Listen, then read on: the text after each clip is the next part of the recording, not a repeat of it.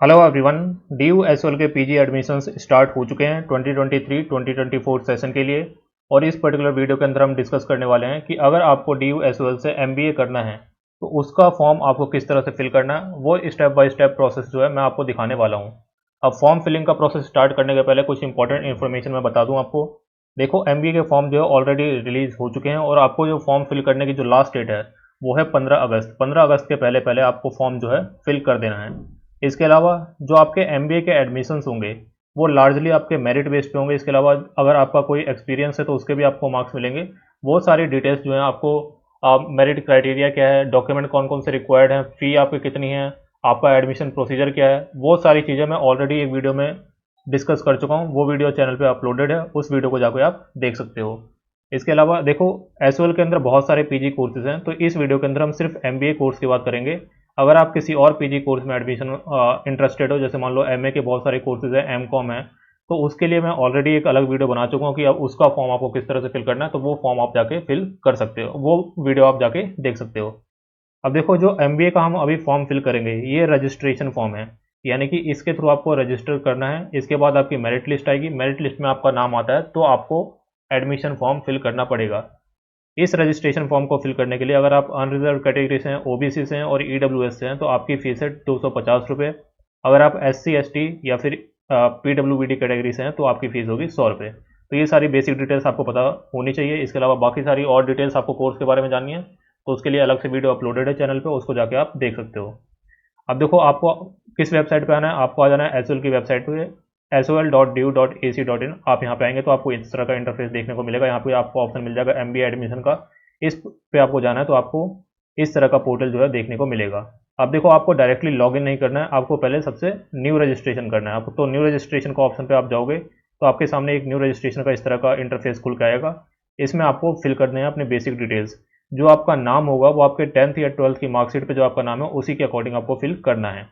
तो सबसे पहले आपको अपना नाम फिल करना है, अपना ईमेल एड्रेस, उसी ईमेल एड्रेस को यहाँ पे दोबारा कंफर्म करना है, पासवर्ड क्रिएट करना है। अब यहाँ पे ध्यान दो, ये जो पासवर्ड है ये आपको अपने ईमेल का पासवर्ड नहीं डालना है, ये आपको पासवर्ड क्रिएट करना है। तो पासवर्ड डालेंगे, कंफर्म पासवर्ड, सेम पासवर्ड दोबारा डालना है, फिर अपना मोबाइल नंबर और मोबाइल नंबर को री एंटर करना है। तो ये जो मेन आपकी डिटेल्स है, ईमेल आईडी और मोबाइल नंबर जो है, ये आपको वही डालना है जो आप करंटली यूज़ कर रहे हो या जो एक्टिव है। क्योंकि जो भी कम्युनिकेशन आपको एसओएल के द्वारा किया जाएगा वो आपके मोबाइल नंबर और ईमेल एड्रेस के थ्रू ही किया जाएगा, तो ये आपका एक्टिव होना चाहिए और वर्किंग कंडीशन में होना चाहिए। उसके बाद यहाँ पे कैप्चा कोड दिया हुआ है, इस कैप्चा कोड को फिल करना है और उसके बाद आपको रजिस्टर पे जाना है। जैसे आप रजिस्टर पे क्लिक करते हो आपके सामने इस तरह का इंटरफेस आएगा। यहाँ पे लिखा हुआ, your account is created successfully, please enter the verification code Saint on your registration detail. यानी कि जो आपका रजिस्टर्ड ईमेल आईडी होगा, जो आपने ईमेल आईडी अभी दिया था, उस पर एक ओटीपी आया होगा, उस ओटीपी को आपको यहाँ पे फिल करना है और उसके बाद ये कैप्चा कोड यहाँ पे फिल करके आपको सबमिट ओटीपी पे जाना है। तो ओटीपी मैं यहाँ पे फिल कर देता हूँ।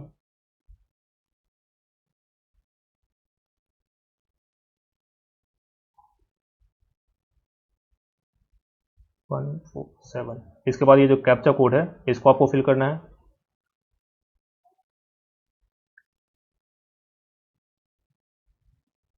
और फिर आपको सबमिट ओटीपी पे जाना है। जैसे आप ओटीपी सबमिट करेंगे आप दोबारा से उसी इंटरफेस पे आ जाएंगे जहां से आपने न्यू रजिस्ट्रेशन किया था। अब देखो, आपका रजिस्ट्रेशन हो चुका है, यहाँ पे लिखा हुआ आ जाएगा account verified successfully, please log in to start your application process. यानी कि आपका जो रजिस्ट्रेशन है वो सक्सेसफुली हो चुका है। अब आप अपना जो एप्लीकेशन प्रोसेस है उसको स्टार्ट कर सकते हैं। अब स्टार्ट कैसे करना है आपको, तो यहाँ पे लॉगिन पे आपको आना, अपना रजिस्टर्ड ईमेल यहाँ पे डालना है और जो पासवर्ड आपने क्रिएट किया था वो यहाँ पे डालना है। उसके बाद जो यहाँ पे कैप्चा कोड है वो आपको यहाँ पे फिल कर देना है। कैप्चा कोड यहाँ पे डालना और लॉगिन पे जाना है, तो आप आराम से लॉगिन यहाँ पे हो जाएंगे। अब देखो, यहाँ पे आपकी दो चीज़ें दिखाई देंगी, आप तो एक तो आपका ईमेल आईडी दिखाई देगा और दूसरा आपको मोबाइल नंबर दिखाई देगा और नीचे कॉन्टैक्ट हेल्प डेस्क। यानी कि अगर आपको कोई हेल्प चाहिए कोर्स के रिगार्डिंग या फिर फॉर्म फिलिंग के रिगार्डिंग, तो आप हेल्प डेस्क पे कॉन्टैक्ट यहाँ से कर सकते हो। अब देखो, सबसे पहले आपको अपनी प्रोफाइल कंप्लीट करनी है, तो यहाँ पे कंप्लीट प्रोफाइल का ऑप्शन आ रहा होगा, इस पर आपको जाना है और यहाँ पे आपको बेसिक डिटेल्स जो अपनी फिल करनी है। सबसे पहले अपना नाम यहाँ पे फिल करना। आप देखो, ये बेसिक डिटेल्स आपको पता होंगी, जहाँ पे यहाँ पे रेड स्टार दिख रहा है उसको फिल करना कंपलसरी होता है, जहाँ पे रेड स्टार नहीं है उसको आप स्किप कर सकते हो। तो आपका नेम फिल करना है, डेट ऑफ बर्थ फिल करनी है, ईमेल आईडी, अल्टरनेट ईमेल आप देना चाहते हो तो वो दे सकते हो आप, blood group, citizen of India, yes या नो, ये आपको डालना है। इसके बाद रिलीजन आपको डालना है, एप्लीकेंट्स जेंडर, इसके बाद कैटेगरी। अब देखो कैटेगरी में अगर आप जनरल के अलावा किसी और कैटेगरी से बिलोंग करते हो और उसको आप फिल करते हो तो आपको उसका सर्टिफिकेट जो है वो प्रोवाइड करना पड़ेगा। इसके बाद यहाँ पे अल्टरनेट मोबाइल नंबर है, तो ये चाहो तो आप ये भी यहाँ पे प्रोवाइड कर सकते हो। नेक्स्ट है आपका प्लेस ऑफ बर्थ, यानी कि जन्म स्थान आपका क्या है, village, town, country, state, district, ये सारी चीज़ आपको फिल करनी है। Family details, mother's name, father's name, guardian's name और emergency contact number. Guardian's name यहाँ पे ऑप्शनल है। इसके बाद है आपका are you studied in due, क्या आप ड्यू के स्टूडेंट हैं। अब देखो इससे कुछ खास फर्क पड़ता नहीं है, क्योंकि जो एसओल के अंदर बाकी कोर्सेज होते हैं उसमें दो मेरिट लिस्ट बनती है, एक उन स्टूडेंट्स के लिए जिन्होंने ड्यू से अपनी ग्रेजुएशन कंप्लीट की है और दूसरी होती है जनरल, जिसके अंदर सारे स्टूडेंट्स आते हैं। लेकिन एमबीए क्योंकि एक प्रोफेशनल कोर्स है, इसके अंदर ऐसी कोई दो मेरिट लिस्ट नहीं बनेगी, एक सिंगल मेरिट लिस्ट बनेगी और उसी के अंदर सारे स्टूडेंट आएंगे। तो अगर आप ड्यू के स्टूडेंट हो तो इसमें यस कर सकते हो और इसके बाद अपनी जो डिटेल्स हैं वो यहाँ पे फिल कर सकते हो, एनरोलमेंट नंबर, अपना यूनिवर्सिटी और कॉलेज का यूनिवर्सिटी का नाम और कॉलेज का नाम, प्रोग्राम कौन सा था आपका और ईयर ऑफ रजिस्ट्रेशन का, ये सारी डिटेल्स आप यहाँ पे फिल कर सकते हो। हालांकि जैसे कि मैंने आपको बताया एमबीए कोर्स के अंदर आप ड्यू से हो या नहीं हो इस बात से कोई फर्क नहीं पड़ता है। फिर नीचे अगर आप पीडब्ल्यूडी कैटेगरी से हो तो यहाँ पे आपको ऑप्शन मिल जाएंगे, अगर आप नहीं हो तो नॉट एप्लीकेबल यहाँ पे डाल देना। फिर यहाँ पे आपको कॉरेस्पॉन्डेंस एड्रेस डालना है। अगर कॉरेस्पॉन्डेंस एड्रेस और परमानेंट एड्रेस सेम है तो यहाँ पे क्लिक कर दोगे तो सेम एड्रेस दोनों जगह पे आ जाएगा। इसके बाद आपको अपना यहाँ पे अकाउंट नंबर डालना है। अब अकाउंट नंबर किस लिए डालना है, इन केस मान लो आप फ़ी कैंसिलेशन के लिए अप्लाई करते हो या फिर आप एडमिशन फ़ी पे करने के बाद ये डिसाइड करते हो कि आपको अपना एडमिशन कैंसिल करवाना है, तो उस समय जो आपका रिफंड आएगा वो आपके बैंक अकाउंट में ही आएगा। तो इसलिए यहाँ पे एक बैंक अकाउंट की डिटेल्स मांगी जा रही है। इस बैंक अकाउंट में आप अपना डिटेल्स भी डाल सकते हो या फिर अपने किसी रिलेटिव, पेरेंट्स, किसी का भी बैंक अकाउंट यहाँ पे डाल सकते हो। तो ये आपको ध्यान में रखना है। ये सारी डिटेल्स आपको फिल कर लेनी है और फिर आपको सेव एंड नेक्स्ट पे जाना है।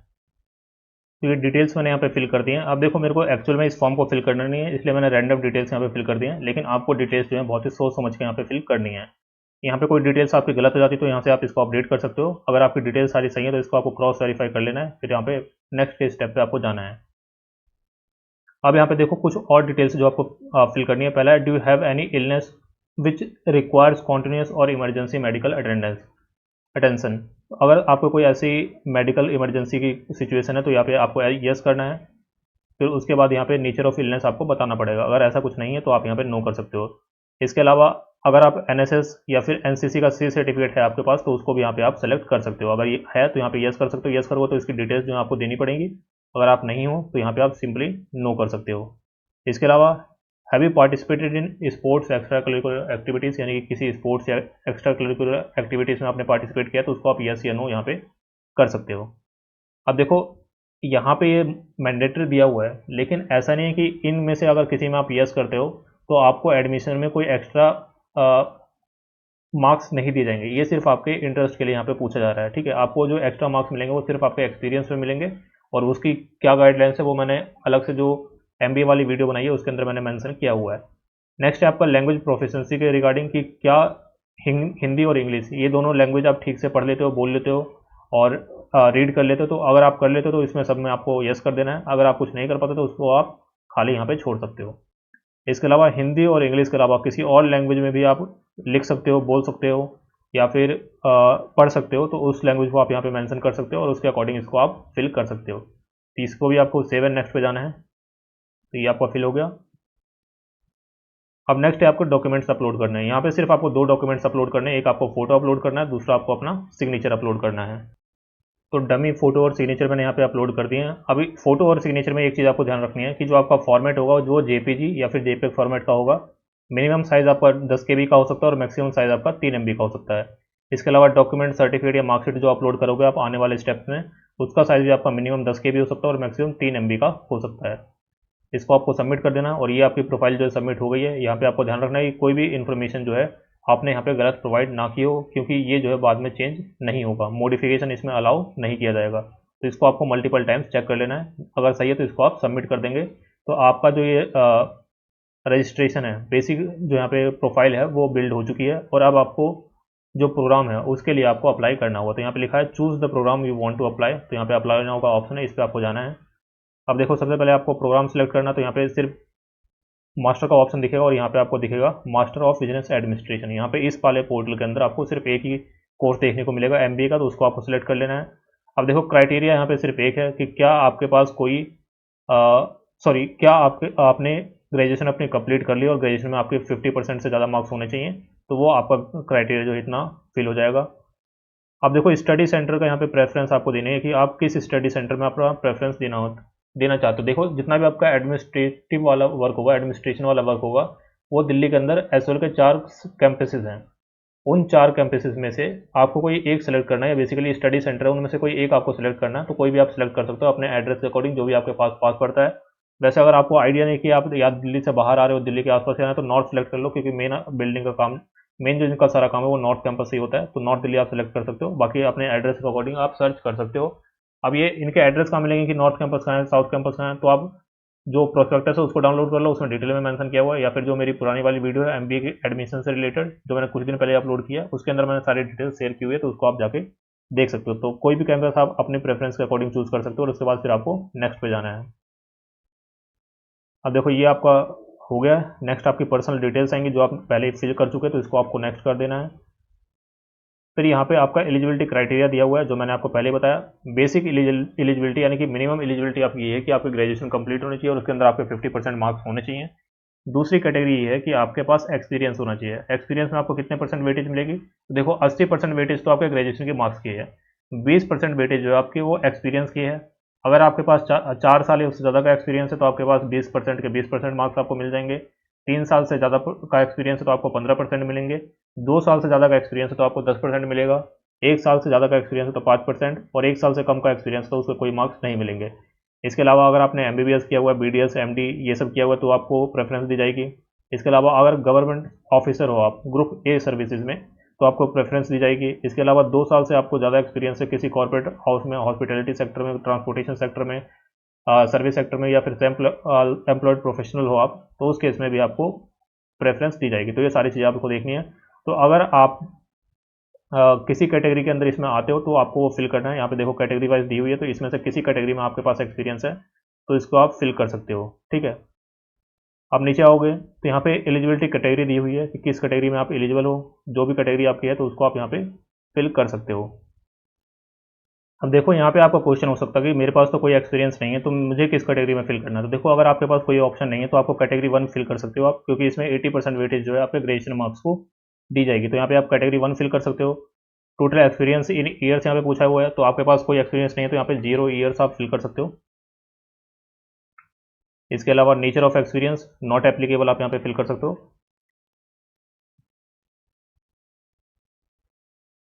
अब नीचे आपका 10th की जो डिटेल्स है वो आपको फिल करनी है।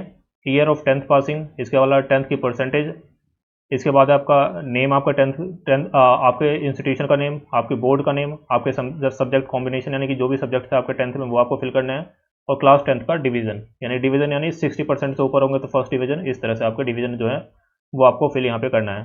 फिर सेम आपकी 12th की डिटेल्स हैं, पासिंग ऑफ ईयर, 12th में आपके कितने परसेंट मार्क्स थे, वो आपके बेस्ट ऑफ 5 के यहाँ पे मार्क्स आपको मेंशन करने हैं।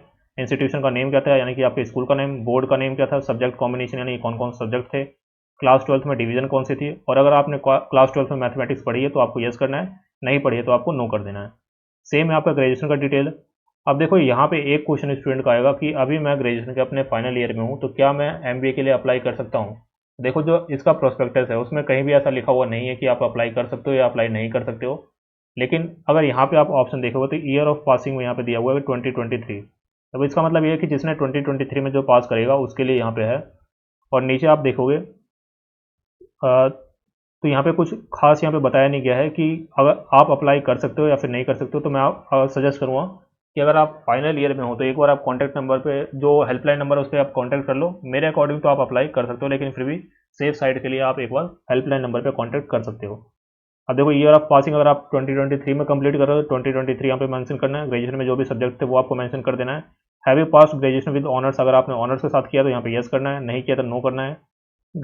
ऑनर्स में जो सब्जेक्ट्स थे वो आपको मेंशन करने हैं। यूनिवर्सिटी का नेम, यूनिवर्सिटी का एनरोलमेंट नंबर, अगर आप DU के स्टूडेंट हो तो आपको DU का एनरोलमेंट नंबर यहाँ पे फिल करना है। अगर आप कहीं दूसरे यूनिवर्सिटी के स्टूडेंट तो वहाँ का एनरोलमेंट नंबर यहाँ पे फिल कर सकते हो। इंस्टीट्यूशन या कॉलेज का नेम यहाँ पे फिल करना है, कोर्स नेम और डिवीजन यानी कि ग्रेजुएशन में आपके कौन सा कोर्स था वो आप फिल कर सकते हो, या फिर डिवीजन आप यहाँ पे मेंशन कर सकते हो। इसके अलावा जो परसेंटेज वो आपको फिल करनी है। अगर आपका मार्क्स जो है CGPA में है तो उसको कन्वर्ट करना परसेंटेज में, और उसके बाद फिर यहाँ पे आपको फिल करना है। अगर आपने मास्टर या फिर पोस्ट ग्रेजुएट या कोई और डिग्री की हुई है तो उसको भी आप यहाँ पे फिल कर सकते हो। यहाँ पे रेड कलर का यहाँ पे साइन नहीं है, इसका मतलब ये कंपलसरी नहीं है। अगर आपने किया है तो आप इसको फिल कर सकते हो, नहीं किया तो आप इसको ब्लैंक छोड़ सकते हो। एक पॉइंट आपको ध्यान रखना है, यहाँ पे टोटल नंबर ऑफ एक्सपीरियंस के अंदर आपको सिर्फ इंटीजर्स रखना है। जैसे वहाँ पे मैंने ईयर्स लिख दिया था, तो ईयर्स आपको नहीं लिखना है, सिर्फ 0 1 2 3 4 ऐसे ही आपको लिखना है। तो यहाँ पे 0 आप मेंशन कर सकते हो अगर आपके पास कोई एक्सपीरियंस नहीं है, और उसके बाद नीचे आप सेव एंड नेक्स्ट पे जा सकते हो। ये आपकी जो एकेडमिक डिटेल्स है वो यहाँ पे फिल हो चुकी हैं। अब आपको नेक्स्ट पे जाना है। नेक्स्ट है आपके अदर डिटेल्स, जो कि आप पहले ही फिल कर चुके हैं, जो आपकी लैंग्वेज प्रोफिशिएंसी के रिगार्डिंग थी। इसके बाद है आपका अपलोड्स। अब देखो यहाँ पे अपलोड्स में कुछ चीज़ें आपको डालनी है। अगर एक तो आपको 10th की सर्टिफिकेट और मार्कशीट डालनी है। अगर आपके एक ही डॉक्यूमेंट के अंदर आपकी मार्कशीट भी और सर्टिफिकेट भी, तो एक ही डालोगे आप। अगर आपके पास दो हैं, मार्कशीट अलग है सर्टिफिकेट अलग है, तो उसको आप एक ही PDF के अंदर कंबाइन करोगे और यहाँ पे अपलोड कर दोगे स्कैन करके। सेम काम आपको क्लास 12th के अंदर भी करना है। इसके अलावा ग्रेजुएशन सर्टिफिकेट आपको अपलोड करना है। अगर आप फाइनल ईयर में हो तो जितने सेमेस्टर का आपका रिजल्ट आ गया उसको आप एक ही PDF के अंदर कंबाइन करोगे और उसको आप अपलोड कर दोगे। इसके अलावा अगर एक्सपीरियंस सर्टिफिकेट है आपके पास, एक्सपीरियंस आपने फिल किया तो उसको आपको अपलोड करना है। अगर आपके पास NOC का सर्टिफिकेट है तो उसको आपको अपलोड करना है। अगर इसके अलावा आप सेल्फ एम्प्लॉयड है तो GST number, service number, registration number जो भी आपके पास है वो आप यहाँ से अपलोड कर सकते हो। तो ये सारे डॉक्यूमेंट्स अपलोड करके मैं नेक्स्ट स्टेप पे आ गया हूँ। नेक्स्ट स्टेप है आपका प्रीव्यू का। इसमें जितनी भी आपने इन्फॉर्मेशन दी है वो सारी इन्फॉर्मेशन यहाँ पे आपके शो हो जाएगी। इस इन्फॉर्मेशन को आपको मल्टीपल टाइम्स रीचेक कर लेना कि कोई इन्फॉर्मेशन इसमें गलत तो नहीं है। जितने भी डॉक्यूमेंट्स आपने अपलोड किए होंगे वो सारे यहाँ पे अपलोडेड दिखाई देंगे। अगर आपके पास एक्सपीरियंस सर्टिफिकेट नहीं है तो यहाँ पे बिना डॉक्यूमेंट्स अपलोड किए आप छोड़ सकते हो, कोई वहाँ पे इशू नहीं होगा। नेक्स्ट ये आपका पूरा फॉर्म जो है रजिस्ट्रेशन फॉर्म कंप्लीट हो चुका है। अब आपको फ़ी पे करनी है, तो पे फ़ी के ऑप्शन पे आप जाओगे और यहाँ से आप अपनी फ़ीस जो है वो पे कर सकते हो। अब देखो जो भी आपकी मेन डिटेल्स है वो वहाँ पे दिखाएंगे, इन सबको आपको टिक कर देना है। ये सारी डिटेल्स आपने सही यहाँ पे फिल की हैं।